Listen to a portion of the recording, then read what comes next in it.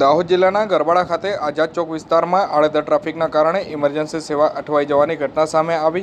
આ તારીખ 7/5/2026 ગુરુવારના રોજ સાંજે 6 કલાક સુધીમાં મળતી માહિતી અનુસાર ગરબાડામાં યોગ્ય બસ સ્ટેન્ડના અભાવના કારણે બસો આઝાદ ચોક ખાતે પેસેન્જરો બેસાડવા અને ઉતારવા માટે ઊભા રહેતા હોય છે, ત્યારે ટ્રાફિકની સમસ્યાઓ સર્જાતી હોય છે। આ દરમિયાન દર્દીને લઈ જતી એક એમ્બ્યુલન્સ ટ્રાફિકમાં ફસાઈ ગઈ હતી। એમ્બ્યુલન્સના ડ્રાઈવર દ્વારા બસને આગળ વધારવા માટે ખસેડવા માટે જે બસ ડ્રાઈવરને સમજાવતા હોવાના વિડીયો પણ સોશિયલ મીડિયામાં વાયરલ થયો હતો।